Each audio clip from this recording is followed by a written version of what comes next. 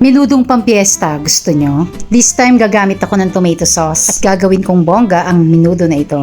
Maglagay ng mantika at gigisahin ko muna ng kaunti ang patatas at ang carrots. Naglalagay na rin ako dito ng kaunting asin. Mabilis ko rin gigisahin ang atay. At pag nabawasan na nga ang pagkapula ay itabi na rin. At isusunod ko na nga rin dito ang bawang, sibuyas at kamatis. At pag naluto na nga ang kamatis ay isusunod ko na ang baboy. Kasim nga pala ang kinamit kong baboy. Hiniwa ko to into cubes. Minarinate ko sa kalamansi at toyo ng 30 minutes. Maglalagay din ako dito ng kaunting tomato paste, 3 kutsaritang pickled relish at isang maliit na lata ng liver spread. Hahaluin, pakukuluan at hihintayin natin itong magtubig. At pag ganyang nagtubig na nga ay sasalain natin at pagkasala ay ibabalik natin ulit ito sa kawali. At kung tatanungin nyo ko bakit ko ginawa iyon, yan ay para magisang maigi at pumasok ang lasa sa baboy. Pwede rin tayo magdagdag ng mantika kung kailangan. Sabi nga nila, ang sikreto talaga ay nasa gisa. At pagkatapos nga ng medyo matagalang paghahalo, ay pwede na nating isama ang katas ng karne at yung katas ng atay na sinala ko rin. Ayan nga't nilagay ko na rin ang kalahati ng bell pepper na hiniwa ko, konting halo-halo at ito'y ating tatakpan na at pakukuluan. At pagkatapos nga nating mapalambot ang baboy,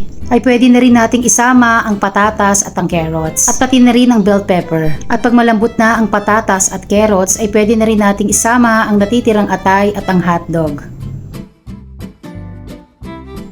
O yan, kaunting kulo na lang to ha, dahil hindi pwedeng patagalin ang pagpapakulo sa atay dahil lalo siyang titigas. O diba, fiestang fiesta, naalala ko tuloy ang menudong version ng daddy ko. Tara, let's kain na! Enjoy your meal!